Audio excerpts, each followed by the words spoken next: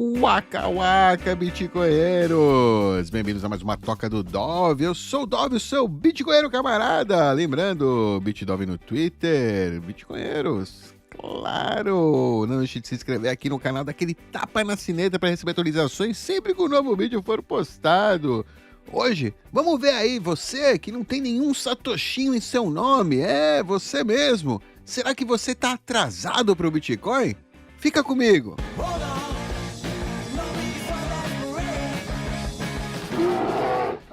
Oh, yeah! Vamos dar uma olhada aqui nesse artigo do Lucas Broyles. Lucas Broyles escreveu isso no dia 15 de março de 2023.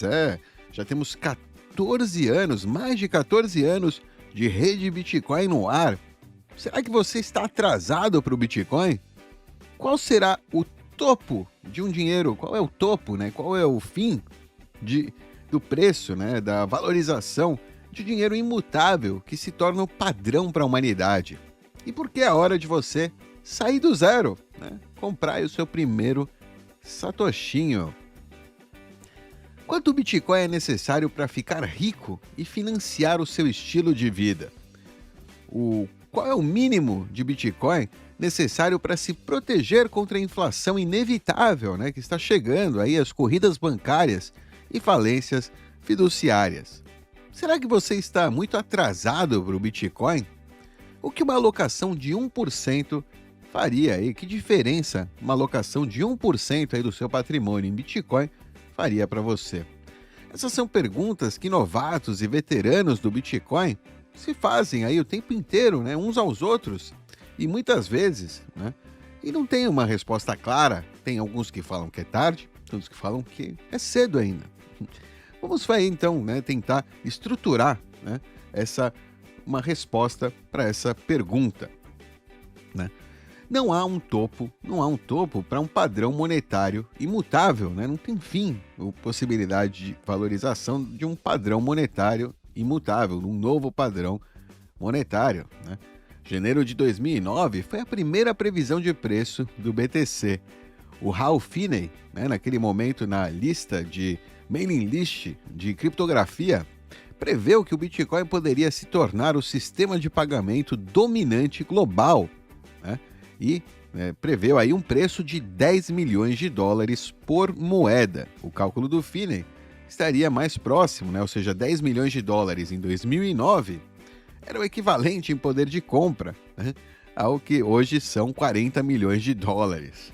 Mas o Bitcoin, né, não ultrapassaria $1, né, $1 por Bitcoin, até abril de 2011, né, mais de 2 anos depois. Ou seja, o Finney, né, um dos participantes aí iniciais da rede, né, quando lançou, tá aqui, ele respondeu ao release note, né, a nota de lançamento aí do Satoshi Nakamoto, na versão 0.1, né, o software que o próprio Satoshi escreveu, né, o código, e lançou para revisão aí de outros pares, de outras pessoas, outros programadores que quisessem, né, se envolver no projeto. Ele anuncia lá, Satoshi Nakamoto escreve, anunciando a primeira release, o primeiro lançamento, a primeira versão do Bitcoin, um novo sistema de cash eletrônico, de dinheiro vivo eletrônico, que usa uma rede peer-to-peer, par a par, uma rede, né, de comunicação P2P, para prevenir o gasto duplo. Ela é completamente descentralizada, sem servidor ou autoridade central, né? Não tem nada que centralize o Bitcoin, né? Enfim, né? O Bitcoin. Aí ele mostra o link, né, de download. No início não era no GitHub, né? Tá aqui, ó, no SourceForge. Ele escolheu esse lugar aí para colocar o repositório do Bitcoin, né? O SourceForge até hoje acho que ainda se usa para código open source também. E o Hal Finney diz: parabéns para o Satoshi no seu primeiro, né, release, alpha release. Estou ansioso para experimentar, para testar, né? O Hal Finney que testaria, né? Tá no mesmo dia que ele testou. Ele escreve, acho que aquele Running Bitcoin, né? No dia 11 de janeiro. Ele escreve o Running Bitcoin, né? Eu acredito, enfim, não lembro agora. Mas ele está, né, ansioso para testar, ele diz aí. Aí a circulação total, né? O Satoshi explica, né, que o Bitcoin vai ter uma circulação total, né, máxima de 21 milhões de moedas que serão distribuídas para os nodes da rede quando eles criam blocos, né, quando eles mineram blocos, que a gente chama hoje. Ele fala criou blocos, não fala mine blocks, mas nem make blocks, com, né, a quantia dividida pela metade a cada 4 anos, esse subsídio do bloco, né? Que ou seja, no início eram 50 bitcoins por bloco, que 144 blocos por dia, né? 365 dias por semana, por ano, daria, né, 10 milhões e 500 mil moedas, ou seja, metade do supply nos primeiros 4 anos. E depois, né, os próximos 4 anos, ou seja, ia sendo dividido, né, pela metade quantidade de bitcoins que entravam no mercado no mesmo período de tempo, né? E você pode ver aqui, né, a quantidade de bitcoins que ainda estão entrando, né? A gente está aqui neste período desse 1.312.500 bitcoins entrando em circulação durante este período, e o próximo período a gente já tem, né, 666 mil, né, 250 moedas que vão entrar no próximo período, né? É o próximo halving, que chega aí daqui a um ano, mais ou menos, mesmo, pouco menos de um ano já, a gente está próximo aí do próximo halving, próxima divisão, aí, redução, né, na recompensa, no subsídio dos blocos. As moedas já temos quase, né, em circulação, quase todas as moedas, né? Estamos chegando próximo aí dos 20 milhões de bitcoins em circulação, o que é ótimo, né? Já estamos, ou seja, a inflação do Bitcoin, os piores anos de inflação do Bitcoin, né, foram os primeiros anos. Estamos chegando aí agora num período onde a inflação do Bitcoin passa a ser menor que a do ouro, né? Já começa durante o próximo período, no próximo halving, o Bitcoin já vai ter, né, uma relação aí de stock to flow, de estoque para fluxo, né, de novas moedas para o seu estoque total menor do que o do ouro. Ou seja, já vamos estar aí com digamos, monetariamente superiores aí ao ouro. Ok? Interessante isso. Agora só depende, claro, da percepção dos indivíduos com relação, né, à escassez e à segurança da escassez do Bitcoin, né, que está se formando com o tempo. A gente está tendo esse efeito Lindy, né, que se chama. E o Hal, né, muito inteligente, vendo isso aqui, ele percebe, opa, muito interessante, né, que o sistema pode ser configurado para permitir apenas um certo número máximo de moedas a ser gerado, né, até o fim da sua existência. Acredito que a ideia, né, é que a quantia de trabalho necessária para gerar uma nova moeda vai, né, aumentar, vai ficar cada vez mais difícil com o tempo, né, com a quantidade de máquinas que se adicionam aí à rede, né? Naquela época acho que ainda nem existia a ideia de ajuste de dificuldade. Inclusive, né, o primeiro período, né, desse que era estimado em 4 anos, por um tema de desenvolvimento de ASICs e de especialização de máquinas para mineração, foi acelerado, né? Então foi necessário adicionar esse algoritmo de dificuldade depois, porque vieram novas condições, né, de uso, ou seja, os mineradores estavam minerando, ou seja, houve mineração muito rápida durante um período aí, né, dos primeiros anos do Bitcoin, até que né, o ajuste de dificuldade fosse implementado, né, essa mudança aí que permite, né, que o fluxo de moeda se mantenha constante, né. Um problema imediato, né, com qualquer nova moeda é como valorizar ela, como dar valor a ela, mesmo ignorando o problema prático, né, de que ninguém vai aceitar ela no começo, né. Ainda há uma dificuldade, né, de ter um argumento, né, ou seja, de você dar um valor, né. Qual seria o valor desse Bitcoin nessa época? Lembra que o Bitcoin até então era um experimento completamente, né, ninguém nunca viu isso acontecer. E, né, como valorizar isso, né? Qual seria o argumento para valorizar isso, né? Então, naquele momento ainda não tinha nenhum valor, né? Não tinha nenhum valor a moeda. Ele pensa que aí ele começa a dar, né, o fomozinho nele, né? o HAL muito inteligente, né? Ou seja, como, né, qual é o argumento em favor de você querer dar valor àquele Bitcoin, né? Aí ele entra o argumento especulativo, né? Ele coloca isso como um experimento, né? Um experimento vamos pensar aí, né? Vamos supor, imaginar que o Bitcoin tem sucesso e se transforma, né, no sistema de pagamentos dominante que é usado no mundo inteiro. Essa é a tese, né? O Bitcoin, né, o protocolo Bitcoin será usado no mundo inteiro para transferir valor entre pessoas, entre indivíduos livres, né, essencialmente mundo afora. Então, o valor total da moeda deve ser, do dinheiro, né, ele fala moeda, currency, deve ser igual ao valor total de toda a riqueza do mundo, né? As estimativas atuais de valor aí, de riqueza total que eu tenho, né? Elas variam entre 100 trilhões a 300 trilhões. Você vê a loucura, né? É uma diferença gigante, né? Cada trilhão é um negócio absurdo, é um número que você tenta ver um trilhão na natureza, você não tem, sei lá, são estrelas, não sei, são coisas absurdas, areia, né? Quantidade de areia, é muita coisa, né? E a gente não sabe se são 100 ou 300, pra você ver a falta de controle, né? A falta de precisão, né, do sistema atual, sistema fiduciário. Nem mesmo os bancos centrais, né, sabem dizer para você quanto dinheiro realmente tem em circulação. E nem sem falar, né, quanto vale cada recurso, os recursos, enfim.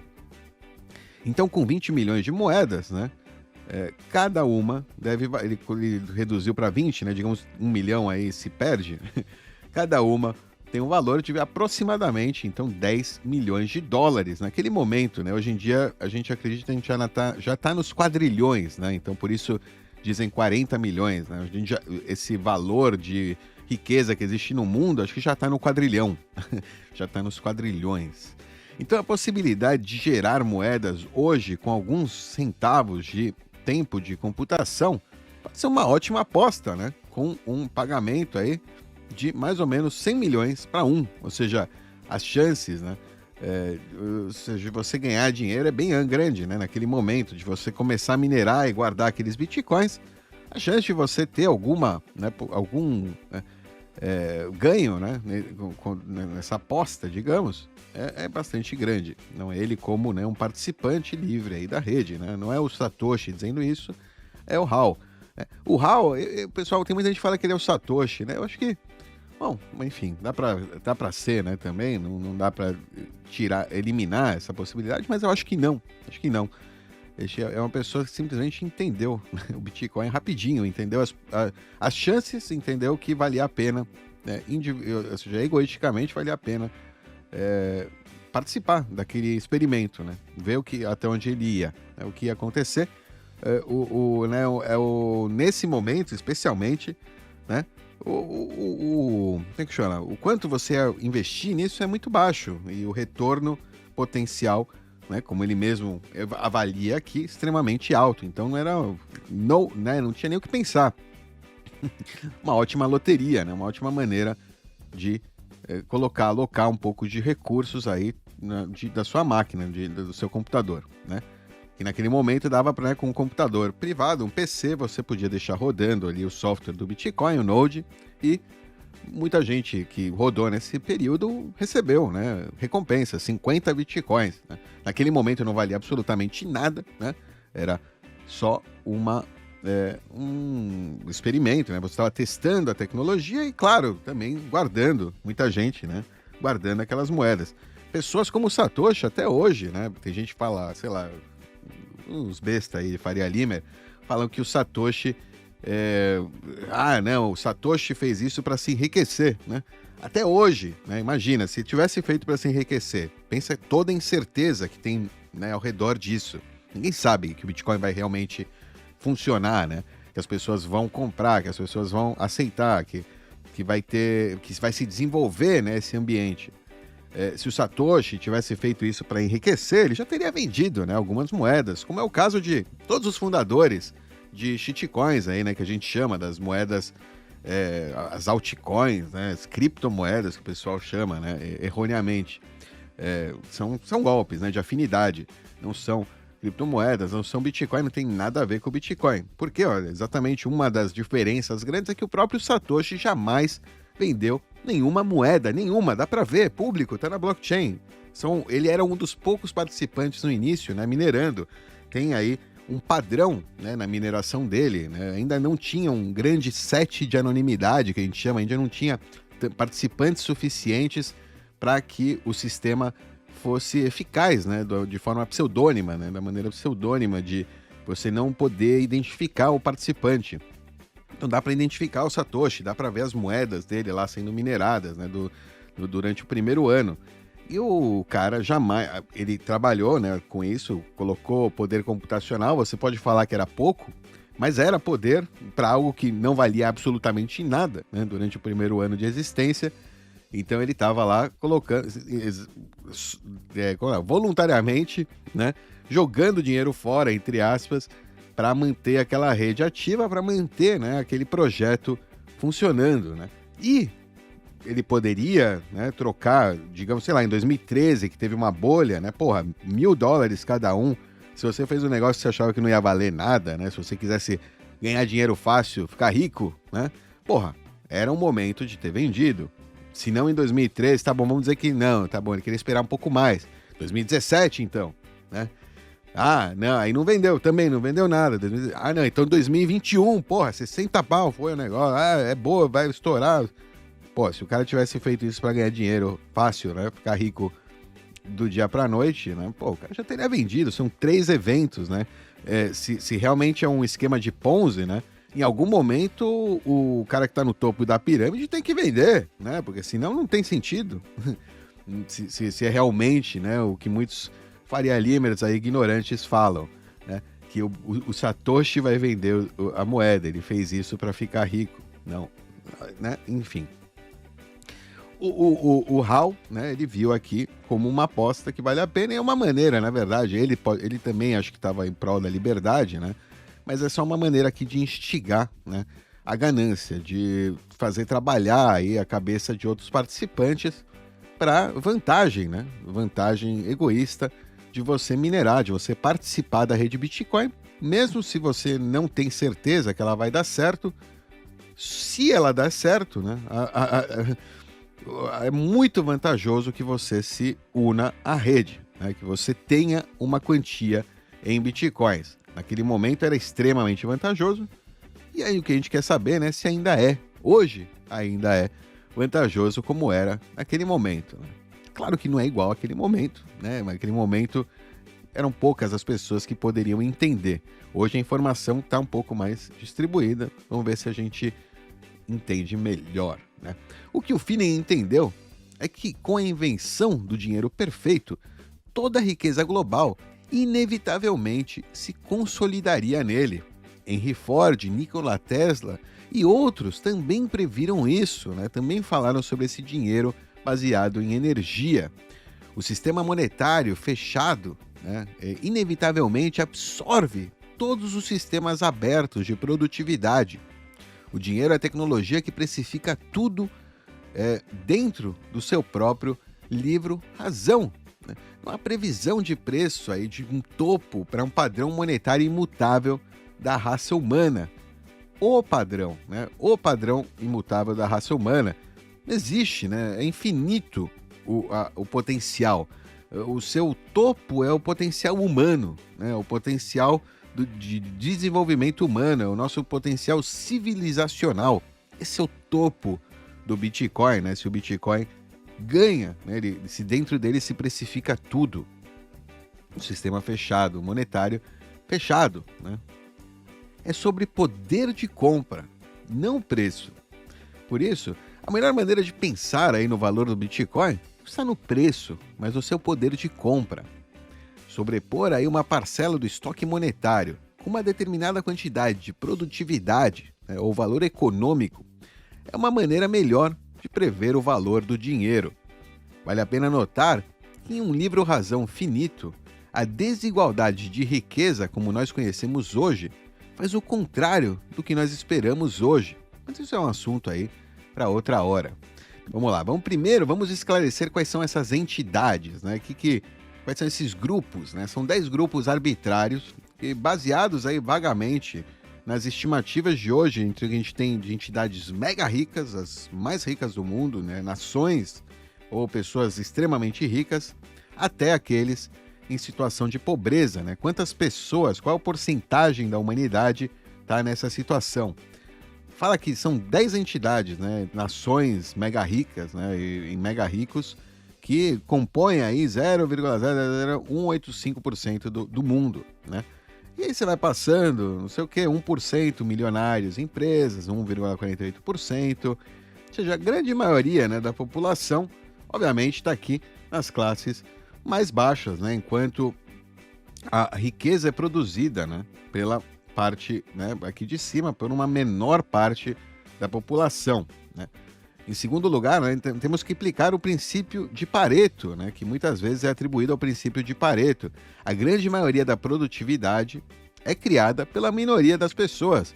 E a grande maioria dessa produtividade é criado, né, dentro da minoria dessa minoria, né, aqui em cima, entre, né, esses mega corporações, né, grandes corporações. Essa é a minoria da minoria, ok? Ali em cima. Em terceiro lugar, devemos contabilizar o estoque monetário para preencher aí a nossa matriz.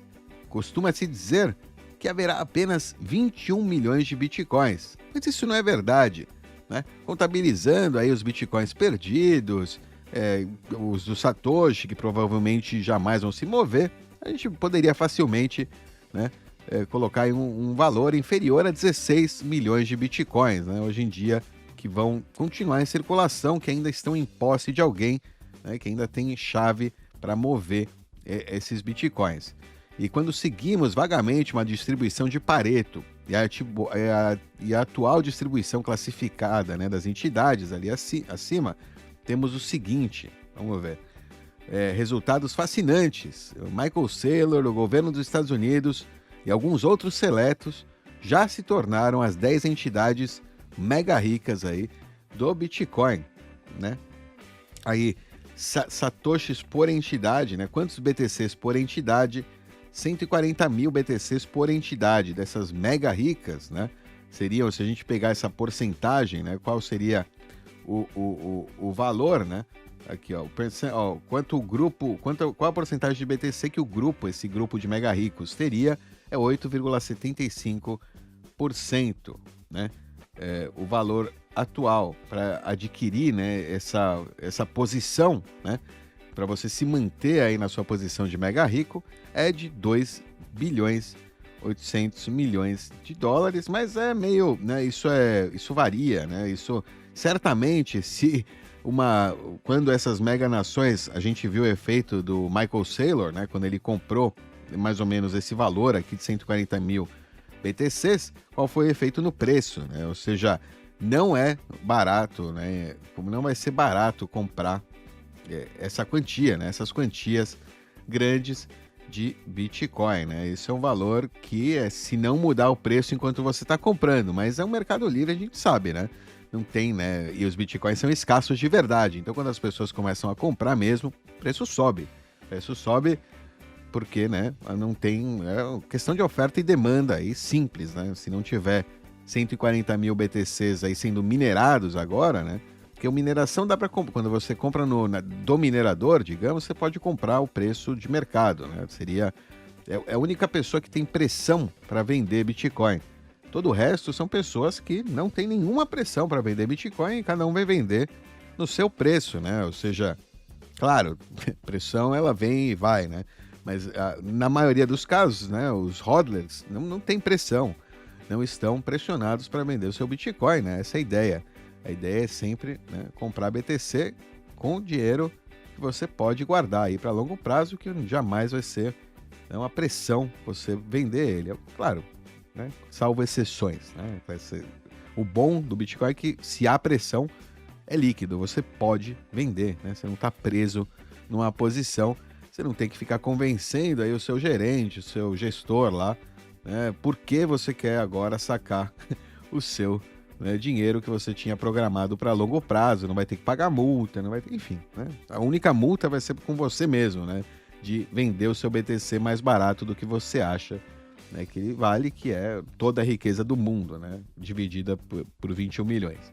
Mas tá ali, pra você ver, nesses porcentagens aqui, ó, o valor que, por exemplo, alguém de classe média precisaria, ou até mais absurdo, milionários, empresas precisariam, né, para comprar a posição deles, para se manter, digamos, na sua posição de milionário, né, ou empresa, é $1.200, equivalente ao que hoje, né, com o Bitcoin a 16 mil, não é hoje, é um pouco mais já hoje, mas quando o Bitcoin estava a 16 mil, né, não, cadê o preço que ele considera aqui, porra, o preço do Bitcoin, enfim, no preço do dia, né, 15 de março, pode ser 20 mil, 25 mil, sei lá, né, quando ele publicou isso aqui, é por volta, né, digamos, de $1.200, ou seja, para você manter a sua posição no mundo, né?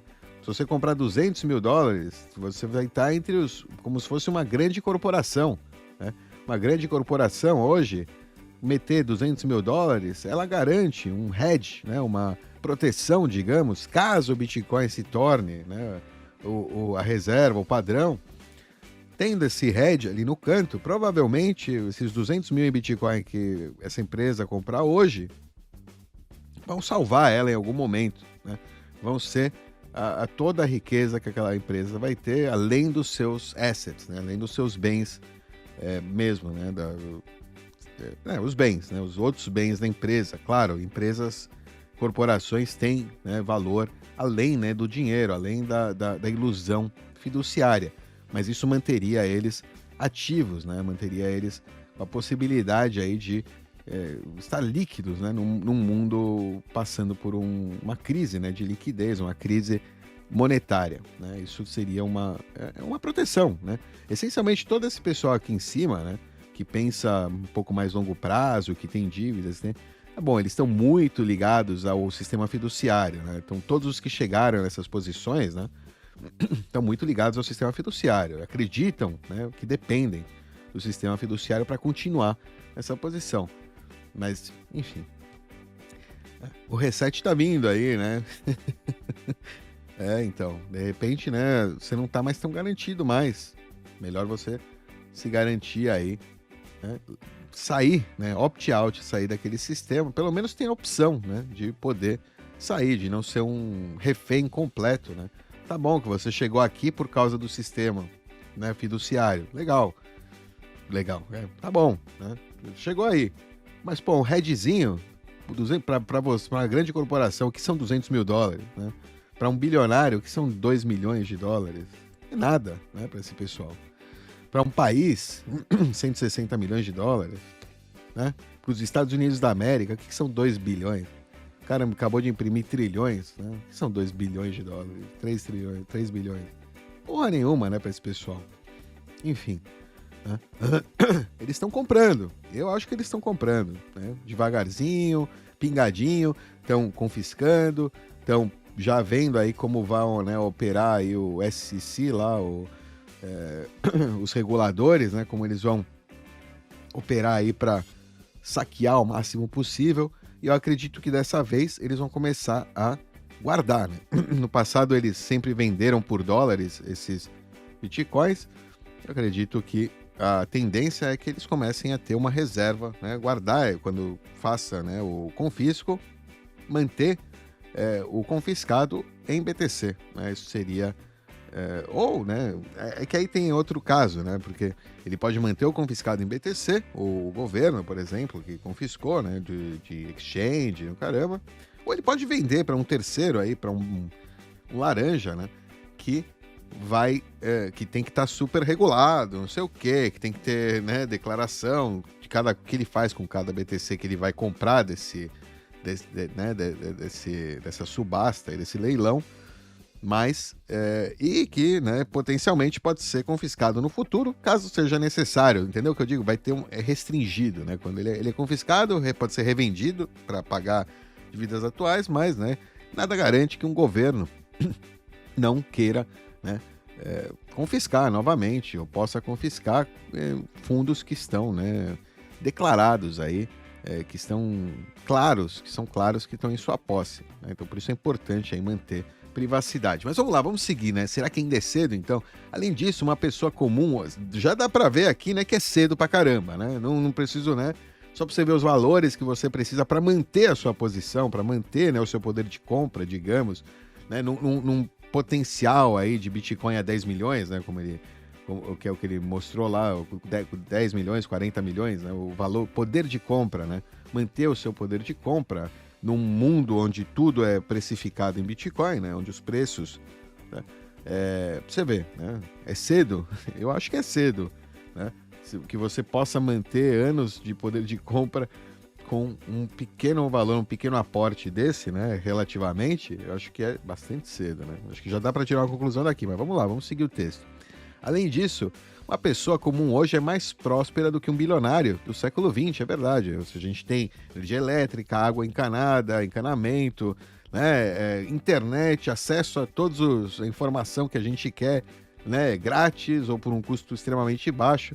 Ou seja, o estilo de vida que a gente tem, né, hoje em dia é muito mais melhor do que alguém com muito dinheiro, alguém extremamente rico no fim aí do século, durante o século XX, né? Portanto, se o Bitcoin simplesmente sobreviver, somente 800 mil sats, né, poderiam comprar um estilo de vida no futuro muito mais luxuoso do que um estilo de vida de classe média alta hoje, já que o Bitcoin está realmente refletindo os ganhos reais de prosperidade do mundo, né? Você vai, não é, ou seja, não é que existe uma deflação, né? A sua moeda vai valorizar de acordo com a prosperidade do mundo. Ela vai absorver, né? Todo o desenvolvimento para ela. Então todo mundo que que tem essa moeda vai absorver esse desenvolvimento junto. Vamos mais longe. Restam apenas pouco mais de 2... Essa era a promessa para o dólar, né, em algum momento. O problema é que eles estão perdendo a linha, né? O problema é que a impressão não tem limite, né? Mas a promessa do dólar era esse, os ganhos de prosperidade do mundo virem para o dólar, para a moeda de reserva, né, global.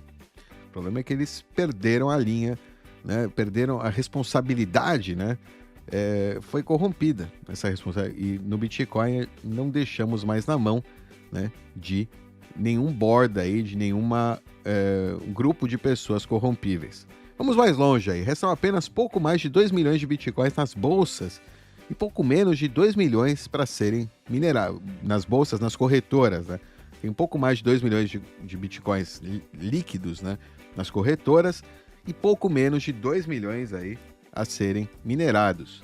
Vamos pegar um cenário hiper altista e supor que haja apenas 4 milhões de BTC a serem distribuídos. Não 16 milhões, ou seja, que está todo mundo hoarding, está todo mundo segurando os BTCs. O que a gente tem aí no mercado, né, é disponível, é o que está sendo minerado, né, o subsídio do bloco que está chegando aí, sendo pingado neste momento 6,25 BTC a cada 10 minutos. E o que a gente tem nas corretoras, 2 milhões de bitcoins. Se fizermos as contas aqui, as coisas só ficam mais absurdas, né? Ou seja, se você só tem, né, 4 milhões disponíveis, né, para comprar, aí o preço fica até mais barato, olha só, fica até mais barato você comprar. Para o BTC, quanto BTC ele precisa comprar, né? Ou seja, quanto ele precisa comprar. O total BTC do grupo, né, 35 mil, é que a quantidade, né, diminui, né, a quantidade de BTCs necessárias, né, digamos, diminui, ou seja, quanto você vai dividir do que está sendo, né, agora está disponível aí no mercado, né, para você manter mais ou menos a sua posição. Enfim, não sei, eu gosto mais da outra, né, suposição, quando você tem o estoque total, né, porque você está prevendo mais o futuro, né? Tentando chegar aí, né? Uma posição onde todo mundo, né, tá participando. Porque as pessoas estão guardando hoje porque elas têm expectativa, né, de que o Bitcoin no futuro seja usado muito mais amplamente, né? E que seja muito mais interessante, então, né, usar o Bitcoin para não precisar converter para dólar, converter para real, enfim, né? Quando você só precisar usar o Bitcoin, é que vai ser mais interessante, né, usar o Bitcoin. Não é nem por valorização, né? Claro, se chegamos a esse ponto, ele vai ser muito mais valioso, né? O poder de compra desse BTC vai ser muito maior. A gente nem vai pensar, né, em valores em moeda fiduciária, em papelzinho colorido. Nesse cenário aí, apenas 14 dólares e 81 centavos hoje, né? Peraí, que é isso? Ou 75 mil satoshis no horizonte de tempo certo, podem literalmente mudar a vida de uma pessoa ou empresa do futuro. E se a riqueza e prosperidade globais aumentarem 10 vezes? E se a população global aumentar em 2 bilhões, né? Mais população, né? Mais gente para dividir esse satoshi, então ele vale mais também. Mais prosperidade, vale mais poder de compra, né? Tem mais coisas a serem compradas, se tudo tem que ser precificado em BTC, né? O poder de compra do BTC aumenta, de cada satoshi aumenta, porque não dá para aumentar o número de satoshis, né? E se mais 2 milhões de bitcoins forem perdidos, né? Quanto mais pessoas perdem bitcoins também, né? Mais vale cada satoshi. E se um Estado-nação começar a, né, empilhar aí a stack, a acumular secretamente, e outros 3 milhões de bitcoins forem acumulados, ficarem guardados aí em cofre. E se um multibilionário amanhã aí alocar 20% da sua riqueza em Bitcoin para absorver 100 mil BTC no mercado? E se as empresas no futuro empregarem bilhões de bots de inteligência artificial para criar produtividade, para lutar pelo BTC restante, né? Ou seja, vão estar criando produtividade para lutar pelo BTC, né? Criando conteúdo, por exemplo, para ser pago em Bitcoin, enfim. E se apenas 2 desses cenários ocorrerem, né? Não precisa que tudo aconteça, né? Ou aconteça ao mesmo tempo, né? E se em alguns séculos as empresas de energia não queimarem carvão ou dependerem da fissão, mas minerarem asteroides, por exemplo, usarem a fusão, começarem a construir um enxame de Dyson, não, é uma Dyson Sphere, uma esfera, né? Uma esfera de Dyson, um swarm, um enxame de Dyson, para extrair, né, energia do Sol, né?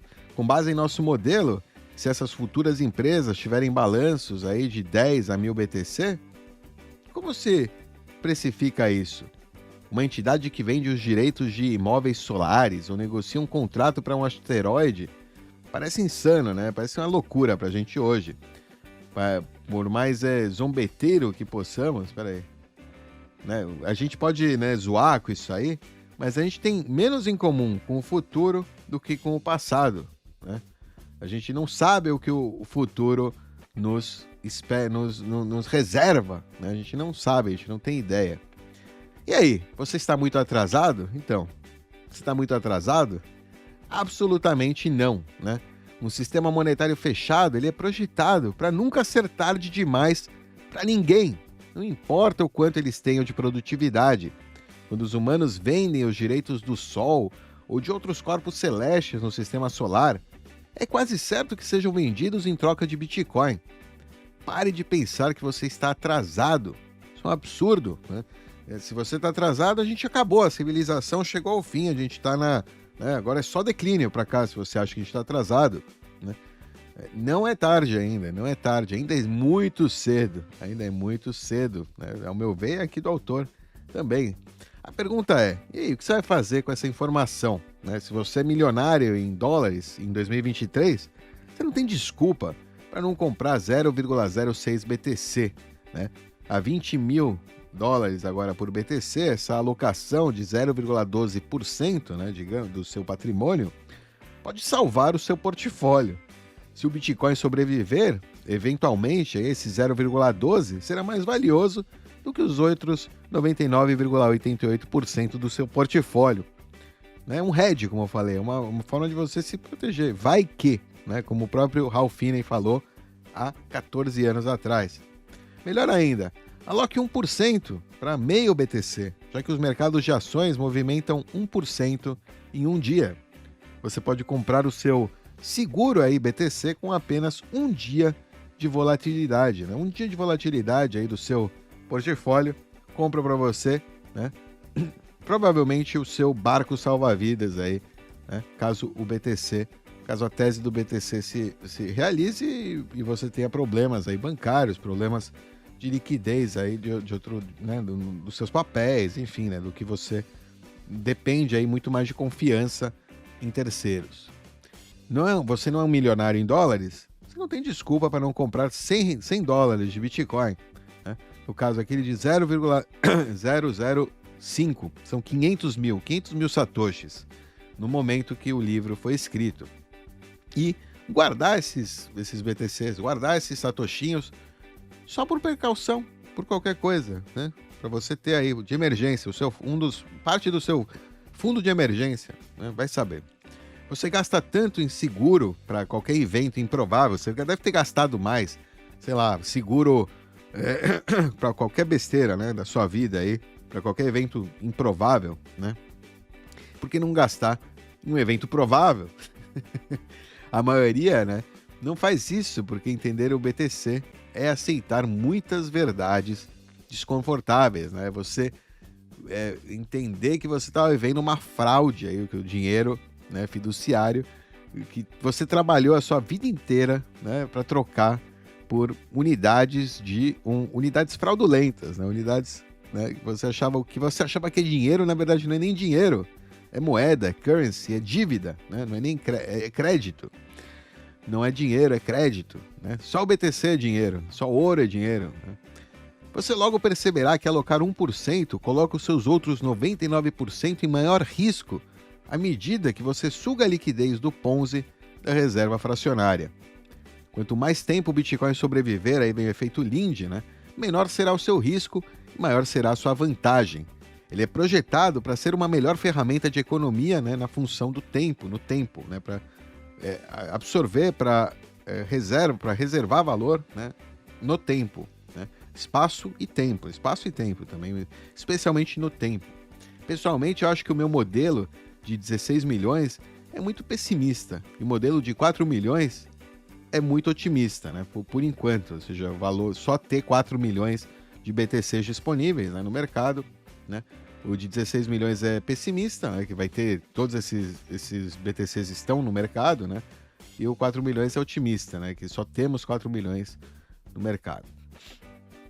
Ok? De qualquer forma, a alocação de maior risco para o Bitcoin, para você, né, a sua alocação, a mais arriscada, né, a alocação mais arriscada de Bitcoin que você pode ter é 0%. Ou o Bitcoin está tendendo para zero, ou todo o resto está. Tem uma terceira opção, né? Ou o Bitcoin vai para zero, ou o resto vai para zero. É isso aí. Obrigado a todos pelas suas ideias. Continuem compartilhando este sinal de Bitcoin e saia do zero se você ainda estiver nele, né? Nunca julgue um sistema de dentro do sistema, né? Se você está andando a cavalo, né? Você não conhece o trem, né? O trem tá vindo aí, e você ainda está no seu cavalinho, né, tentando chegar no seu objetivo, enquanto tem pessoas que já, né, estão usando o trem para fazer a mesma coisa. Alright, é isso aí, belo texto. Eu curti, achei interessante uma discussão que a gente estava tendo recentemente, até com o Raicha, né, que ele tá falando que é tarde, né, é tarde. Do ponto de vista de controle financeiro, né, do ponto de vista você indivíduo, para você se salvar, é verdade, a gente tá ficando tarde porque tá cada vez mais difícil comprar Bitcoin, né? Cada vez mais difícil comprar Bitcoin. Tá cada vez mais difícil você conseguir, né, escapar. Ou seja, estão fechando as pontes, estão fechando as corretoras, estão exigindo muito mais documentação, né? Estão exigindo muito mais coisas para pessoas que querem escapar do sistema. Já há algum tempo é assim, né? Eu lembro que até no momento que eu quis comprar BTC, uma época eu comprei um pouco mais, né? Eu tive que falar com o gerente, né? Tive que explicar para ele que eu tava tirando dinheiro da minha conta, né? Eu falei, não se preocupa, era uma alocação pequena, né? Relativa, digamos. Eu falei, não se preocupa, a maioria ainda tá no banco, né? Falei para ele naquele momento, né? Não se preocupa, eu tô achando interessante. Enfim, você tem que mentir, né, até pro cara, sei lá, não, vou especular, se você não quer falar que você é bitcoinheiro, eu, pelo menos, eu evito, né? Eu recomendo você evitar também. Você não precisa salvar todo mundo, né? Pelo menos não no, sei lá, o seu gerente, né? Não cria uma flag para ele, né? Não fica falando, ah, né, é porque isso aqui é tudo uma não precisa. Você tá lá, você ainda tá usando o sisteminha deles, tal, se diverte com o sisteminha deles enquanto você puder, mas tira o seu head ali, na moita, né, quero comprar um negócio, né, não, sei lá, né, nem fala que, de repente você nem fala que você quer especular, você até no banco fala, não, eu vou comprar algum negócio lá sei lá, da onde, e o cara só aceita Bitcoin. É legal que você até cria, né, né, enfim, o cara sacou para gastar, legal, ele quer comprar BTC lá porque é a forma de pagamento aceita pelo que ele quer comprar, né, enfim. Fala, o que você quer comprar? Eu falo, não te interessa. O que você quer comprar? Não te interessa. Boneca inflável, né, sei lá, prótese de pinto. Alguma coisa, né, bem embarrassing, assim, né, pra você, enfim. Né? Pode ser qualquer coisa. Tem gente que gasta milhões, milhares de dólares, reais no OnlyFans, essas porcarias, assim, né? Enfim, por que não, né, gastar em Bitcoin? Enfim, tem várias negabilidades plausíveis, né, digamos, para você usar, enquanto você está se protegendo na sua, né? Na sua. Né? Ninguém precisa ser bitdove aqui, ficar falando sobre Bitcoin, caramba. Claro, se você gostar, quiser. Se você quiser assumir isso como uma missão também, ótimo, siga adiante, faça isso. Mas a maioria das pessoas, né, idealmente, na moita, na sua, compra o seu BTC, guarda na sua carteira fria, esquece ele lá e segue a sua vida, entende? Essa é a ideia. Não é, né, você não precisa virar bitcoinheiro, ficar, né, se expondo aí, falando sobre BTC para ninguém na sua vida, né? Geralmente a minha recomendação é, se eu pudesse voltar no tempo, né, não dá para voltar no tempo, mas enfim, se eu não tivesse criado, né, participado aí com os bitcoinheiros de toda essa história que a gente tem aqui já de 4 anos de exposição, eu ficaria na minha, né? Certamente estaria muito mais na minha. Lembrando, tem vídeos aqui legais, né? Como eu falei, a gente já tem mais de 4 anos aí de bitcoinheiro, já fizemos até o nosso halving aí há algum tempo. Tem um vídeo aí lá de 2019, né? 2020, 2019, sei lá. Quando é?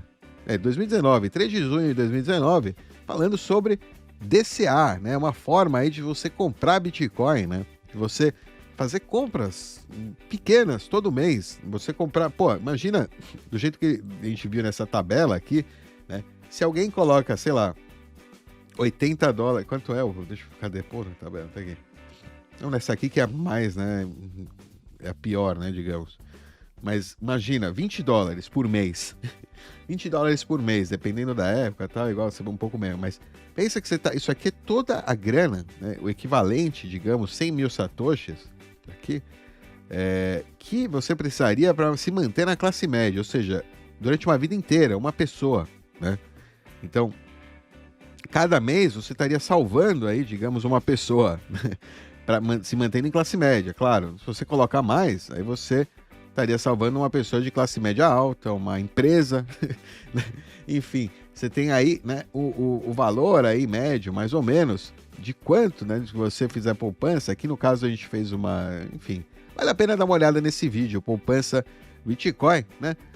Claro, em momentos que o Bitcoin, agora, por exemplo, se você tem uma grande quantia em fiat, em moeda fiduciária, está ali parado, não sabe o que fazer, eu acho que é uma boa, né? Eu lembrando que isso aqui não sou recomendação de investimento, nada disso, mas às vezes é bom, tem épocas, né, que o preço está claramente baixo, sobrevendido, a informação está desvalorizado, né? Ou seja, o mercado não está precificando direito, né?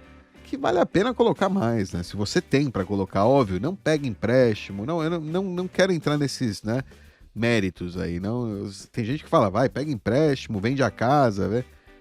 Eu digo, se você tem capital aí que não está alocado até, ou que você acha que está mal alocado, está na hora de realocar. De repente, é a hora de você colocar em Bitcoin agora, né? E depois, devagarzinho, ir pingando aí todo mês, um pouco mais, se você, né, obviamente, quiser. Tá aí.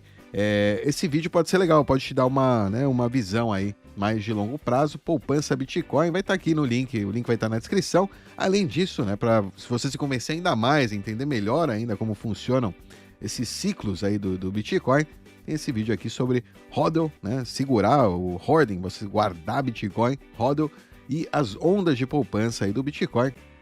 Aí tem alguns gráficos, um framework aí, né, para você mais ou menos entender quando o Bitcoin está, ou seja, você vê, né, as pessoas estão acumulando, há quanto tempo elas estão acumulando, como está crescendo o número de pessoas que está acumulando há muito tempo, quais são os momentos que eles vendem, né? Você vê então, quando o valor chega, quando o Bitcoin chega a um valor, né, as pessoas vendem, né?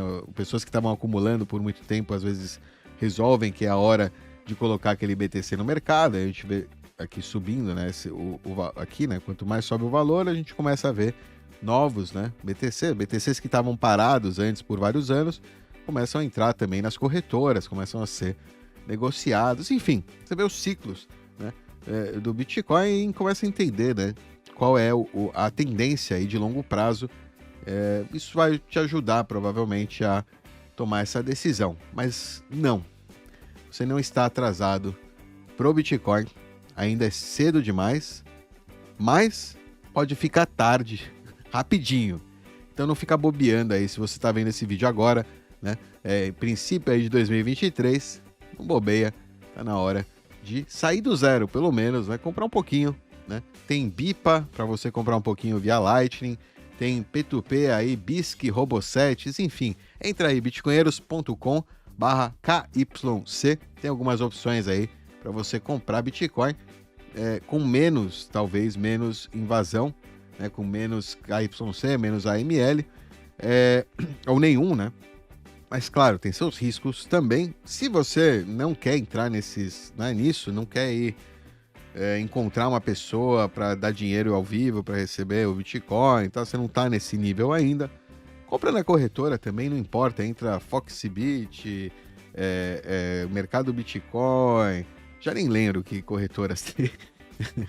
Enfim, já faz tanto que não entro, tá? Mas tem, elas estão disponíveis, você pode comprar lá, dá uma olhada, obviamente, sempre nos termos, serviços e etc, né? Ver quanto você pode sacar, quanto você pode comprar, quanto você pode sacar, quanto você vai precisar se expor para sacar, quanta justificativa você vai ter que dar lá para sacar os seus fundos, né? A ideia é comprar e sacar, hein? Nunca deixa na confiança aí de terceiros. O Bitcoin foi feito para não ser, né, deixado aí com terceiros, para você ter posse própria, soberania, né? É só assim que você realmente vai ter, né, proteção no longo prazo, né, contra os riscos aí sistemáticos do sistema de controle fiduciário, aí, sistema de controle e engenharia social que nós estamos escapando aí com o Bitcoin. Alright? É isso aí. Deixa aquele like aí, compartilha e nos vemos na próxima. Tchau!